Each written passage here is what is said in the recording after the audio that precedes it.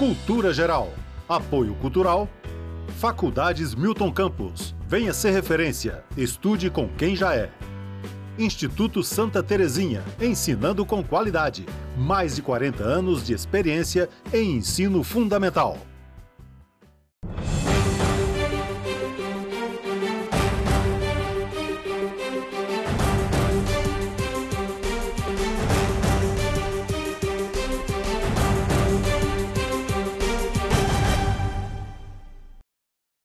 Muito boa tarde, começando agora mais um programa Cultura Geral, ao vivo e a cores, né? E hoje a gente vai tratar de um assunto, dois assuntos, ou três assuntos, né?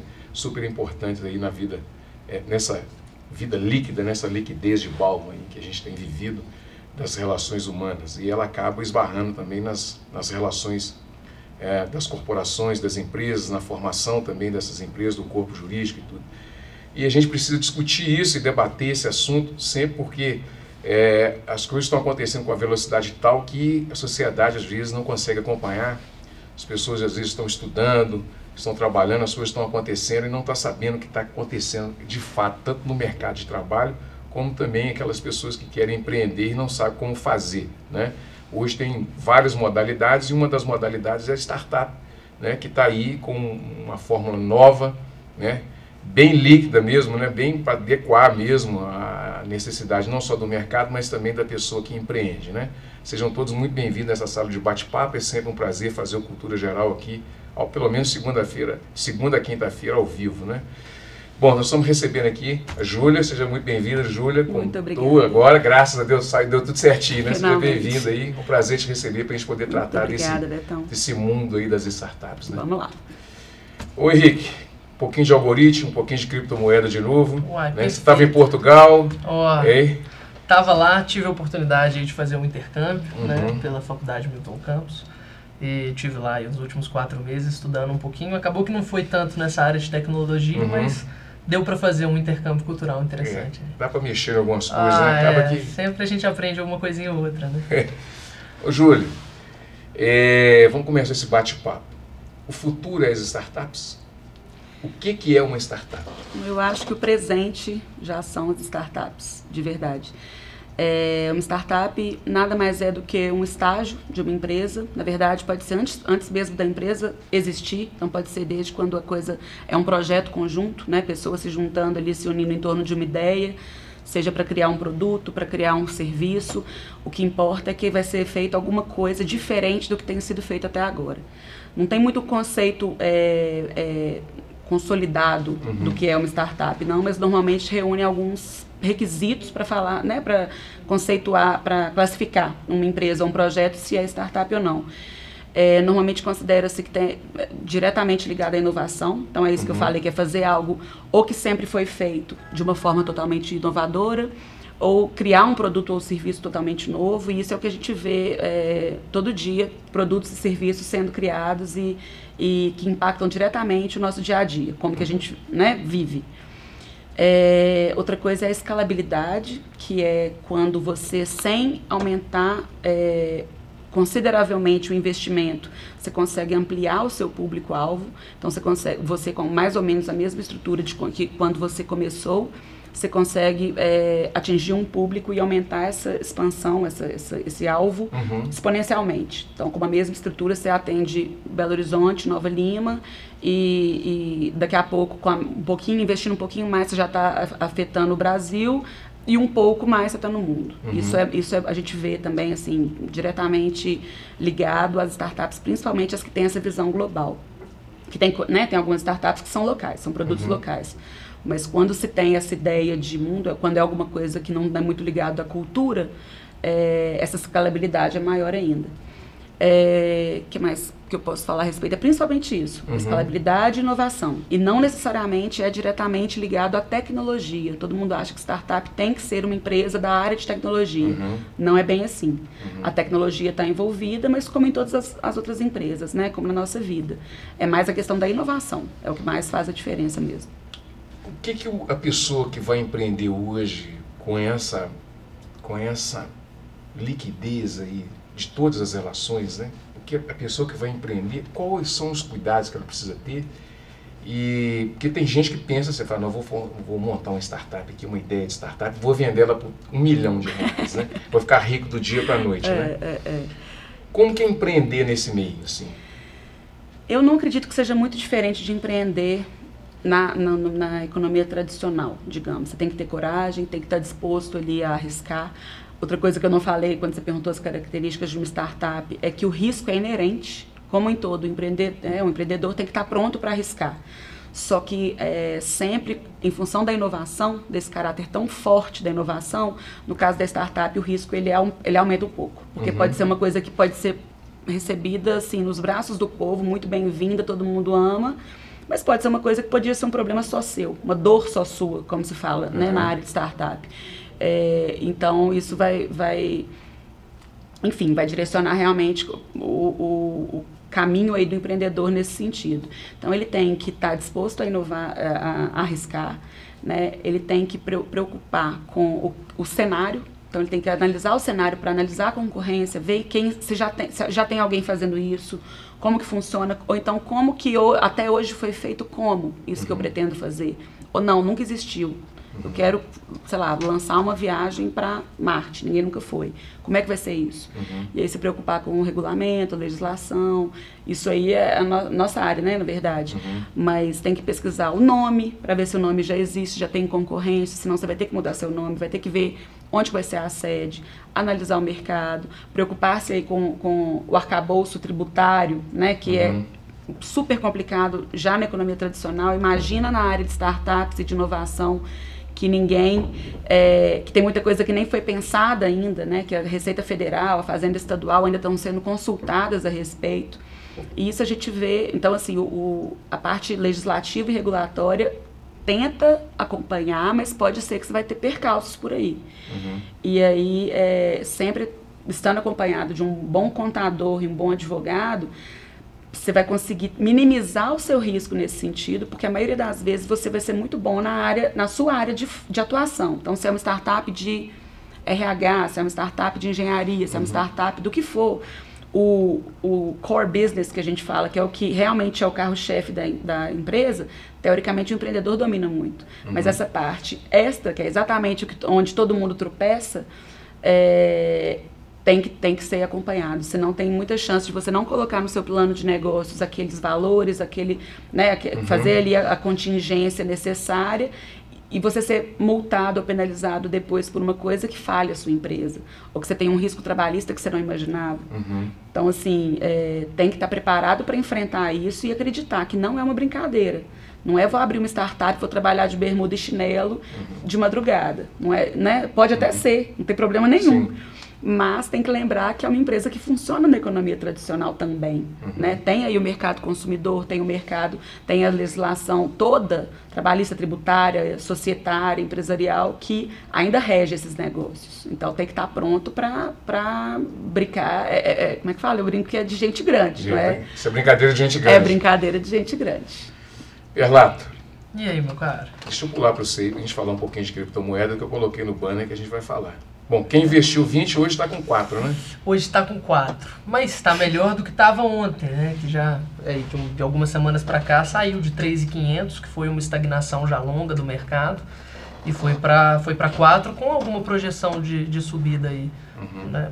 Pelo menos algumas análises mercadológicas têm...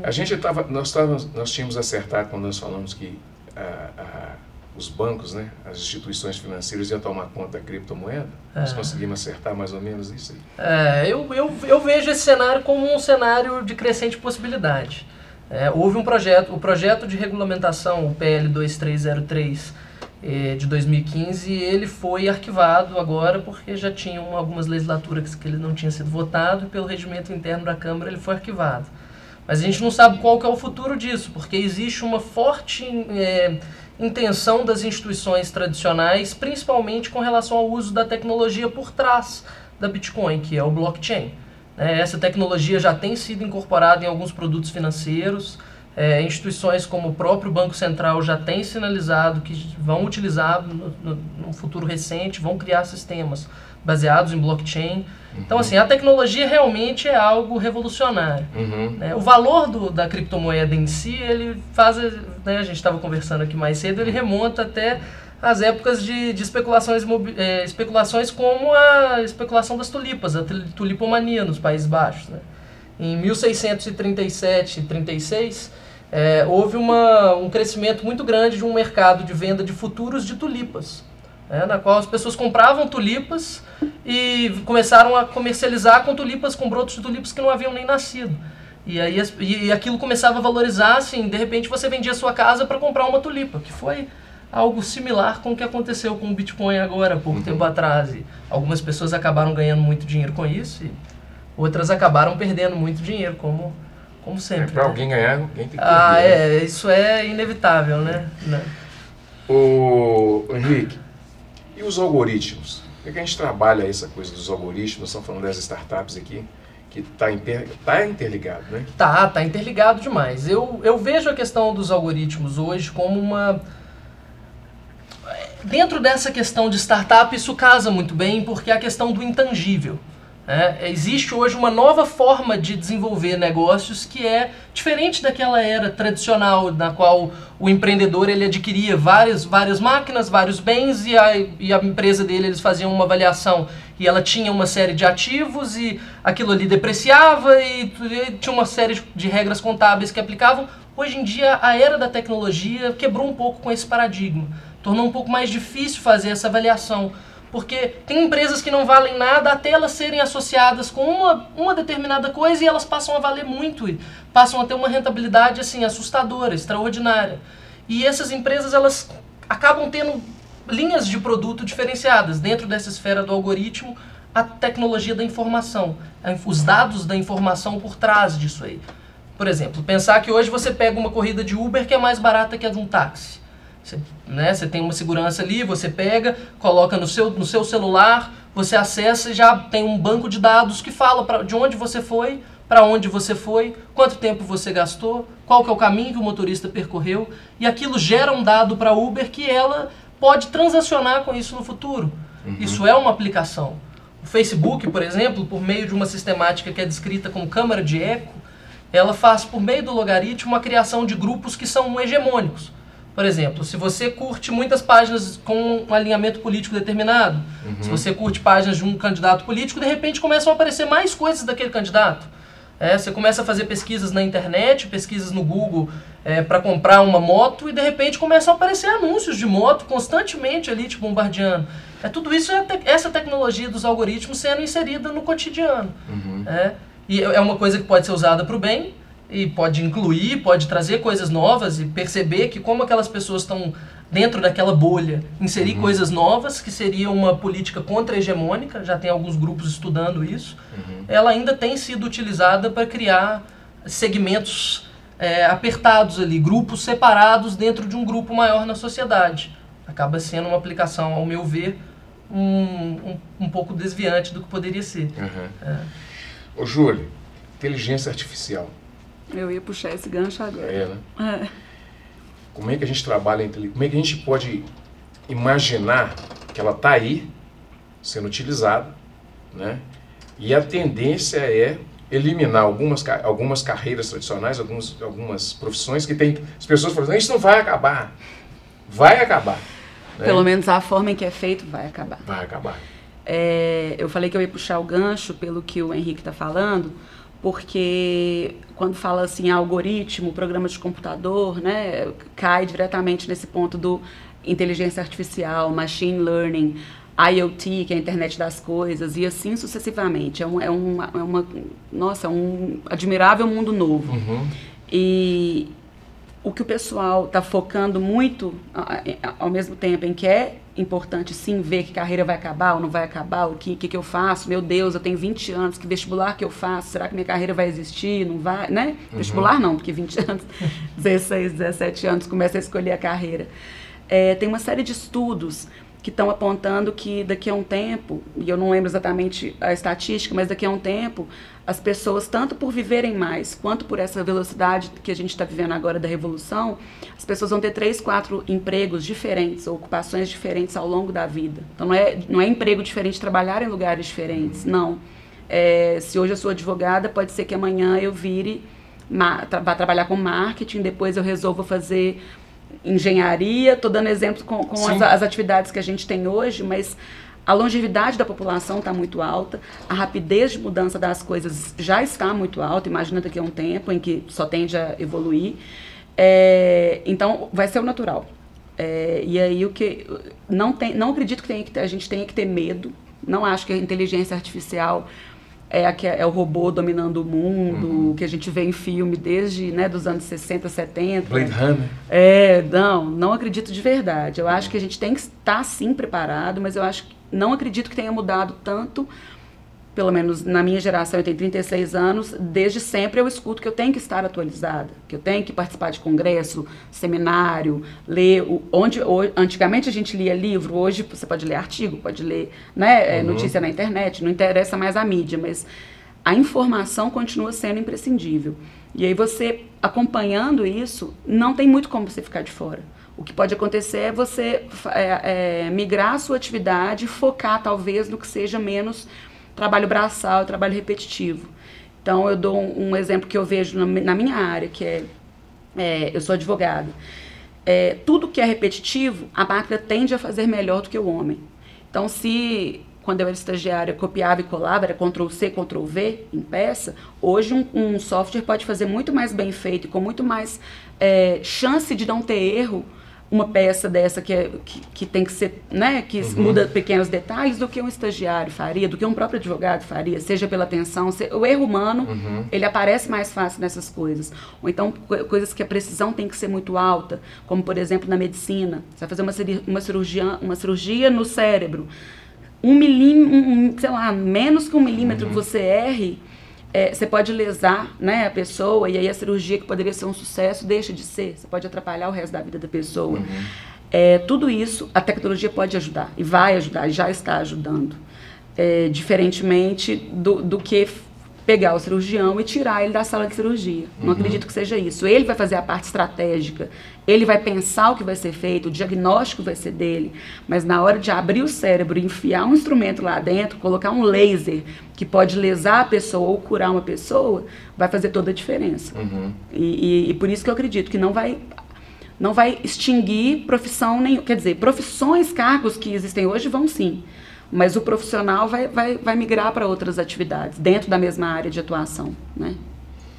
Ô, Henrique, como é que você vê as relações humanas nessa confusão toda aí? Eu tenho estudado um pouco nessa linha da inteligência artificial, e a gente tem visto aí algumas ideias para o futuro. Eu vejo a sociedade transitando para uma fase dessa extinção de cargos e etc. E existem propostas mundiais já, principalmente dessas empresas vinculadas ao Silicon Valley, de uma renda mínima universal. Porque como as pessoas... pode parecer uma ideia maluca, não é uma ideia de comunista, se a gente não está querendo dividir o patrimônio, não é isso. Mas considerando que essas empresas, elas ganham muito dinheiro com o seu telefone, você pega o seu telefone, você faz essas pesquisas e elas vendem esses dados, e elas giram muito dinheiro. A Google agora foi condenada por um mau uso de dados na Europa, e o Facebook também. Sim, isso já tem se tornado recorrente. Essas empresas já cogitaram esse novo modelo, que seria por meio da tributação delas, elas conseguiriam reverter um padrão mínimo universal, tendo em vista que nós, consumidores, também somos geradores de riqueza para eles. Esse consumo do gratuito, quando você acessa o Facebook, quando você acessa a Google, parece que você está usando algo que está lá, está de graça, está disponível. Você não paga para isso. Mas aquilo ali gera muito dinheiro, mesmo sendo de graça, pela publicidade, por esses dados, por meio de algoritmos. Então, o Big Data. É uma linha de pensar diferente com o Big Data, e pensar possibilidades para um futuro que está aí, está batendo na porta. Só que o grande problema, quando a gente pensa nesses modelos, que sempre é o que esbarra, é quem vai financiar isso. Porque essas empresas, essas grandes empresas de tecnologia, são hoje as empresas que mais sonegam também. né, e criam esses esquemas e criam organizações, planejamentos tributários agressivos que têm caído, alguns caem, outros não, enfim, acabam... Essas empresas, elas se beneficiam porque elas têm todos os dados, os bancos de dados são delas. Se eu hoje quiser abrir uma startup e ficar milionário e vender a minha startup para o Facebook, é muito mais difícil do que o próprio Facebook desenvolver, com base no banco de dados que ele já tem, uma tecnologia que eu vou demorar, talvez, anos para conseguir chegar a desenvolver, e com base nos dados que eles têm, eles conseguem fazer essas provisões muito melhores do que as minhas. Eles conseguem construir produtos de inteligência artificial muito melhores, porque nesse mercado, quem tem muito mais, impede o acesso de quem tem muito menos. Então eu vejo um cenário social relativamente conturbado dentro dessa linha de modernidade líquida e de sociedade do espetáculo. Eu vejo que a tendência é de que nós nos tornemos cada vez mais consumidores dessas tecnologias sem entender muito bem como que elas funcionam e para onde elas vão. Porque elas estão ficando cada vez mais complexas a cada dia que passa. E é difícil estar atualizado com tudo que está acontecendo. As minhas previsões são um pouco apocalípticas. Eu posso Fica à vontade. acrescentar. Concordo com várias das coisas que você falou, mas eu acredito que, ao mesmo tempo que isso tudo está acontecendo, a gente está vendo as relações humanas mudando. Em que sentido? O pessoal hoje, tanto que está entrando no mercado de trabalho, que a geração Y já está, né, que são os millennials, mas geração Z principalmente, que é o pessoal de depois do ano 2000, todo mundo está chegando com uma mentalidade muito diferente. A pressa é muito grande de ver as coisas acontecendo, porque já se nasceu numa vida que tudo corre, né? Não é mais sinônimo, a gente estava conversando vindo para cá, não é mais sinônimo de sucesso trabalhar 20 anos na mesma empresa, entrar estagiário, aposentar na mesma empresa. Isso não é mais sinônimo de sucesso como já foi em gerações passadas. Hoje a pessoa pode ser vista como acomodada, como que não ousa, que não tem coragem, que não sabe trabalhar em equipe, ou enfim, uma série de diagnósticos podem ser tirados disso que não é mais tão valorizado por um RH da vida como já foi. E o que tem mudado, a meu ver, nessas relações humanas? O espírito de colaboração. Tanto que eles se autodenominam sempre, eu até me incluo nisso, então a gente faz, o tempo todo que você ouvir alguém conversando sobre inovação, sobre startup, sobre tecnologia e todas essas palavras difíceis que a gente falou aqui agora, é inevitável escutar a palavra comunidade, a palavra ecossistema. A colaboração é uma coisa que roda naturalmente entre essas pessoas. Então, eu não diferentemente de há um tempo atrás, que eu preocuparia em...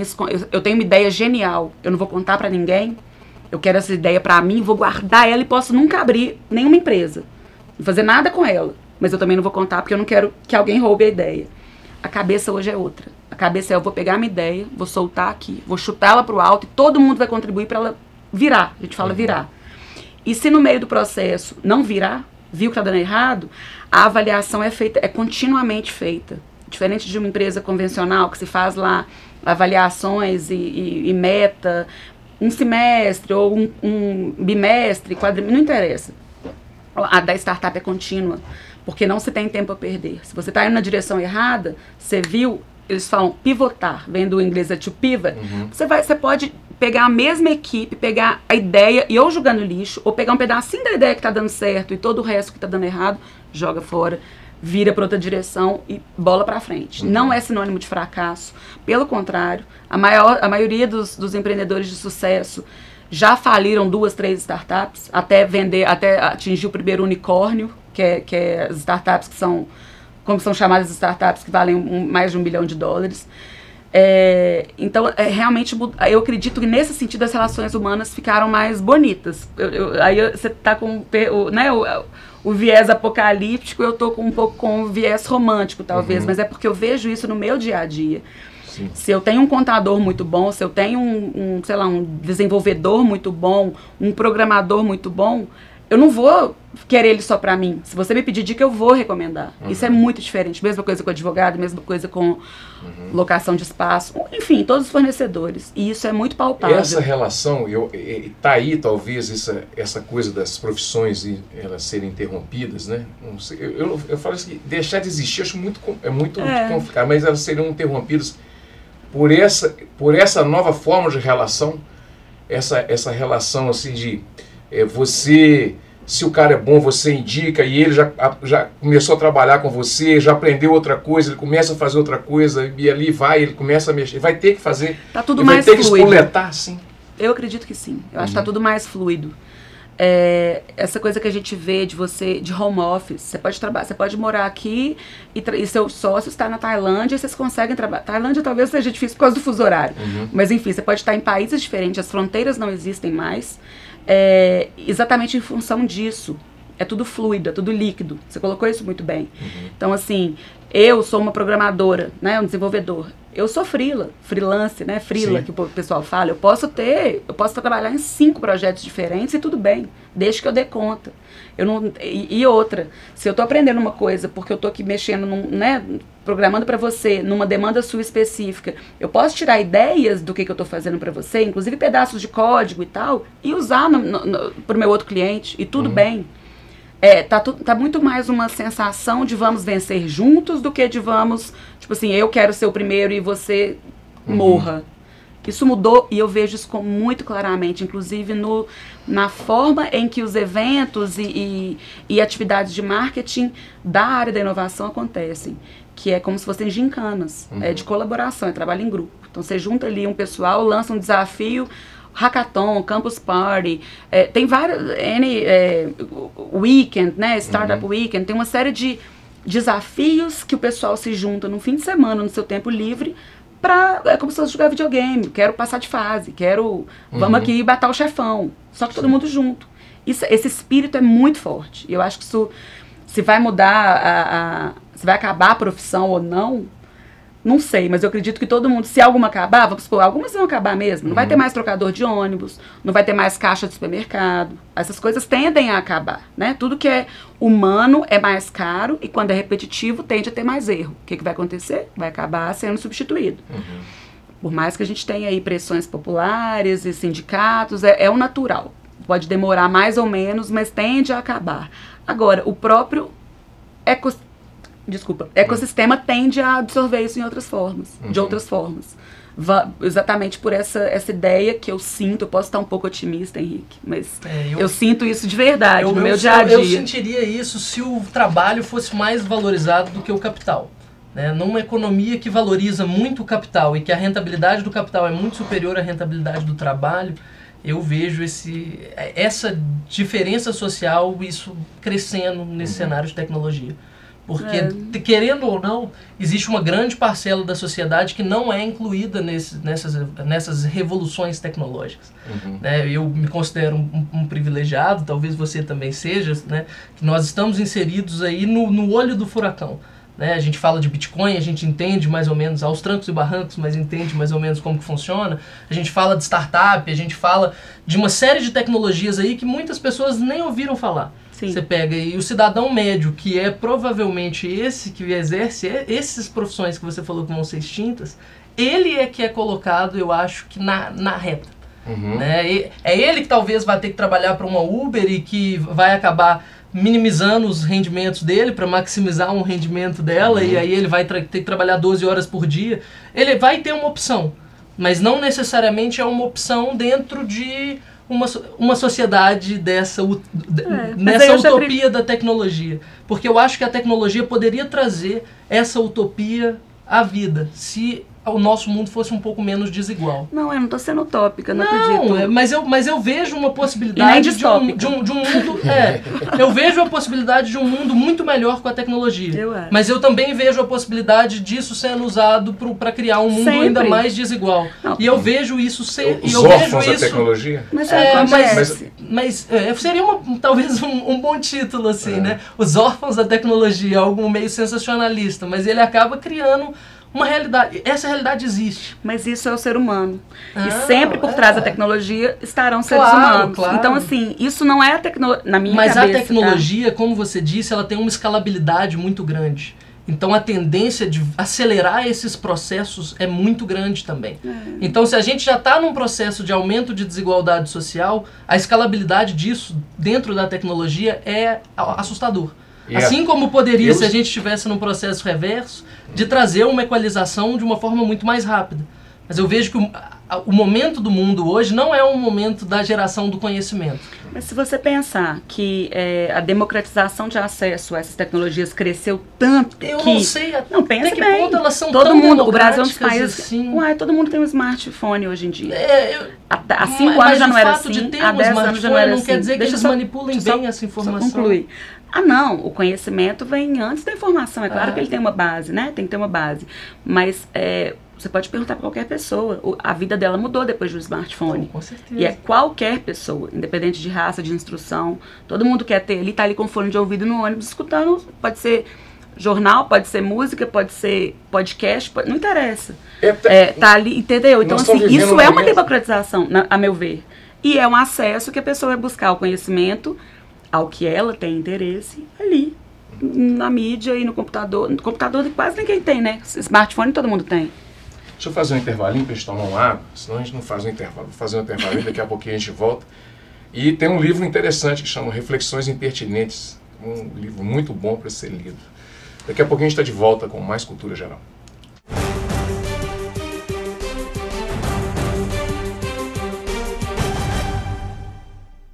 Cultura Geral. Apoio Cultural. Faculdades Milton Campos. Venha ser referência. Estude com quem já é.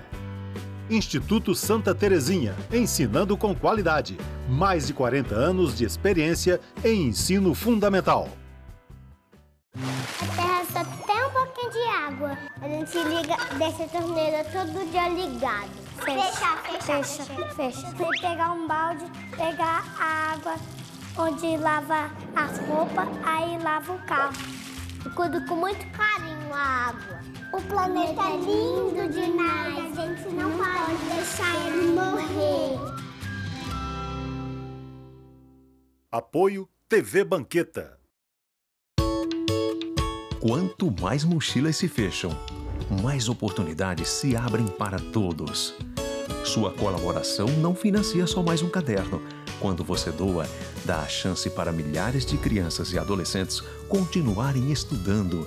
Colabore e veja como você constrói essa história. lbv.org/nota 10. Proteger a infância é acreditar no futuro. Apoio TV Banqueta. Cultura Geral. Apoio Cultural. Faculdades Milton Campos. Venha ser referência. Estude com quem já é. Instituto Santa Terezinha. Ensinando com qualidade. Mais de 40 anos de experiência em ensino fundamental.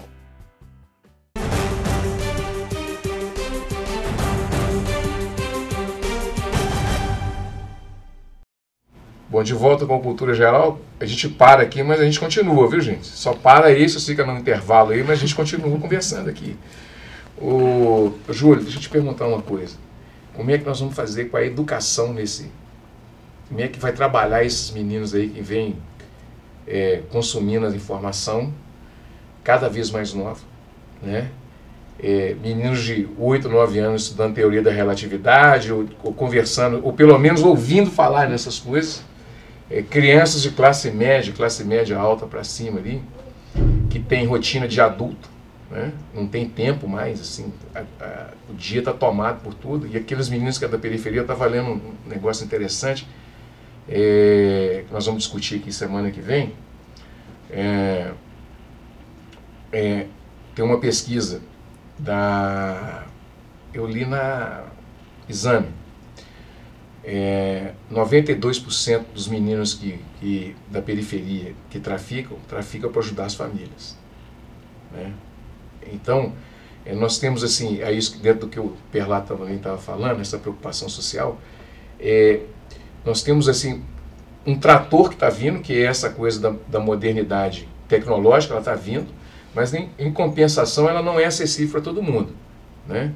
E como é que nós vamos trabalhar com esses meninos assim que está vindo agora, que nós vamos ter praticamente duas classes, né? Que é da classe média para cima, que tem acesso, né? Não só acesso à informação, mas acesso à informação com qualidade. Sim. E as pessoas que têm acesso à informação, mas sem qualidade, né? E que aí acabam caindo no submundo. Você acha que é possível trabalhar essas duas coisas assim de uma forma de forma que dá para empreender de algum jeito, incluir essa turma toda? Como é que você vê isso? Eu acho que isso é um problema tese, que a né? gente... Nossa, a gente precisa de muito tempo para conversar a respeito e pensar em cima disso, né? Eu acredito que sempre a gente cai na base. É a base que a pessoa, o ser humano, desde criança até maior, ele tem que ter a base. Nada vai substituir as relações humanas, a educação, né, o conhecimento, porque a pessoa vai começar a julgar, a criar os próprios julgamentos de valor, os próprios valores, princípios, e aí vai conseguir escolher dentro dessa internet que é um universo à parte, né, o que ler, o que aprofundar, o que não presta, no sentido de que isso é mentira, isso é boato, isso é fake news, a gente está aí na onda das fake news. Não é à toa, é muito fácil você simular verdade, simular notícias e todo mundo acredita e replica sem nem ler. Acho que a gente já esteve na era do conhecimento, hoje é a era da informação, e isso é muito perigoso, porque a informação todo mundo tem acesso tanto para ler quanto para inventar, né? Então, assim, colocar no ar. Você coloca no ar o que você quiser. Se você quiser ali colocar no seu Facebook, no seu WhatsApp, no seu Twitter, Instagram, qualquer mídia que for, qualquer que for a mídia, pessoas podem compartilhar aquilo sem saber a origem e de repente torna-se uma verdade e ninguém sabe onde começou, onde que vai terminar, e tem gente pautando a vida ali, decidindo o que vai fazer no dia em função daquilo que leu de manhã. Então, eu acho que isso, a gente sempre volta à base, à educação, ao discernimento, que não tem como substituir pai e mãe. Né? Assim, o pai e mãe, ou uma escola boa, ou uma avó, ou ali alguém que ame e que realmente tenha tempo para trabalhar esse discernimento e essa atenção na criança. Com relação aos menos favorecidos, é um problema que a gente já tem hoje com televisão, com revista, com escola, cai no tráfico, porque é falta de... Política pública? Política pública também, mas eu acho que é dentro de casa. Agora, é claro, uma mãe que tem que sair 5 da manhã de casa e só voltar à noite, ainda tem que cozinhar e fazer faxina, ela não consegue sentar para fazer o dever de casa com o filho. O filho fica né? Ela pode não conseguir uma vaga na creche da prefeitura, então o filho fica na rua brincando. Isso é muito complicado, é um problema estrutural que a gente tem, que é dificílimo, que todos os sociólogos e todo mundo está tentando, desde que o mundo é mundo, resolver, que não é só econômico, né? E que... é muito complicado, mas eu ainda assim acredito que tende a ser maior o acesso à informação. Como lidar com isso? Acho que são as ONGs, são o terceiro setor fazendo um trabalho bacana. A gente pode tentar democratizar isso o máximo possível. Mas acho muito difícil, não tem uma resposta pronta. Acho que sempre é educação, mas como resolver de um dia para o outro... Como é que você vê tudo isso, Perlato? Você que esteve na Europa agora, essa coisa do privilégio é uma coisa que precisa ser discutida, porque não é todo mundo que tem esse acesso. É muito difícil, porque eu estava conversando com ela, assim, a geração dos nossos pais, mais dos meus, eu acho que a gente tem um gap aí de idade, mas também os seus, né, pegaram já essa tecnologia num período tardio, pegaram aí com 20, 30 anos que eles começaram a ver o primeiro computador. Pensar assim, lá em casa a gente teve um Windows 95, eu era novo, mas meus pais tiveram acesso a um computador em, acho que quase 98, acho que foi em 97 que nós tivemos o nosso primeiro computador. Então assim, os meus pais cresceram numa época que isso tudo não existia. A informação ela não veiculava da mesma forma que era. Assim. O vestibular que o meu pai fez não foi o mesmo vestibular que minha irmã fez há 2 anos atrás, né? Pensar assim, o que o Enem fez de democratização de acesso à universidade, mas o que isso também não dificultou para o local acessar a universidade. Essa tecnologia ela gera uma integração de muitas regiões muito rápido, então essas diferenças regionais elas acabam se perdendo e o valor da tradição ele se perde um pouco também nisso. Porque a tradição era todo esse acervo de conhecimento que existia e que sempre existiu, que era aquele conhecimento dos antigos, né? Hoje eu vejo que, assim, se eu sento com meu avô para conversar, existe um gap geracional tão grande entre ele que não existia entre o meu pai e o bisavô, por exemplo, dele, que viveram numa sociedade mais parecida. Hoje a gente vive na sociedade da disrupção. E como tudo isso gira muito rápido, essas notícias de fake news, essas coisas, elas acabam viralizando muito rápido. Porque as pessoas não sabem muito bem no que acreditar.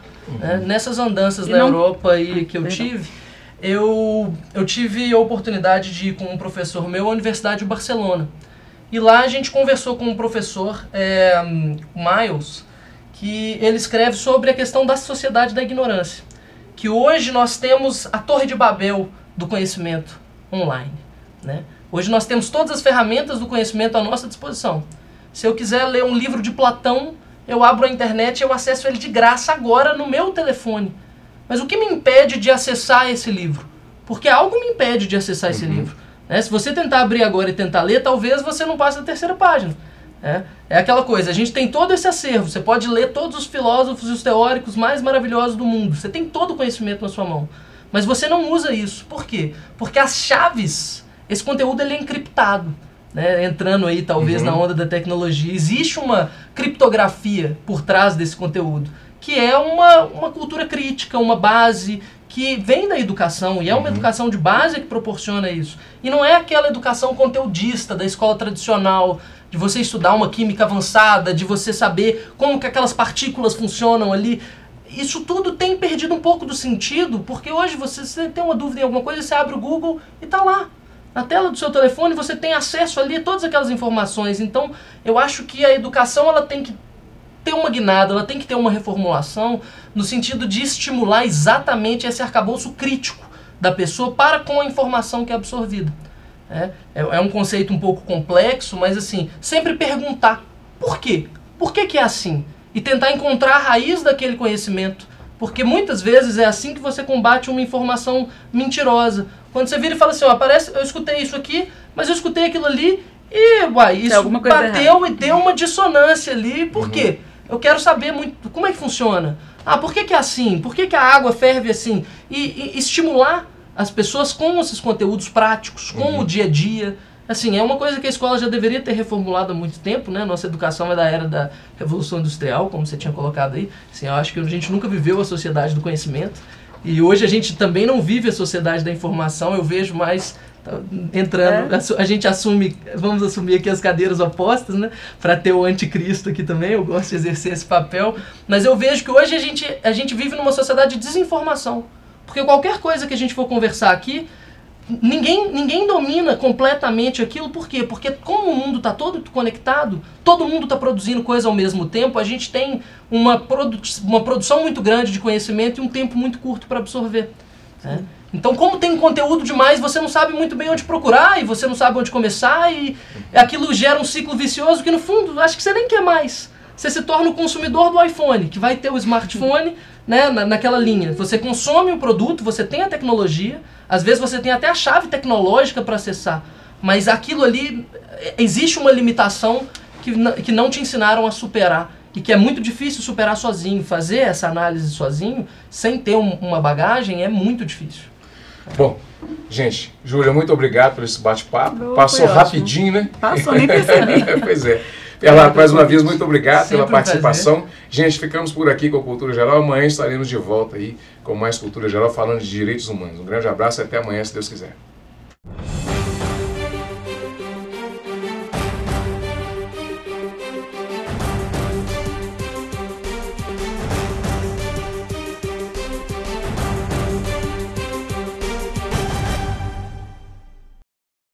Cultura Geral. Apoio Cultural.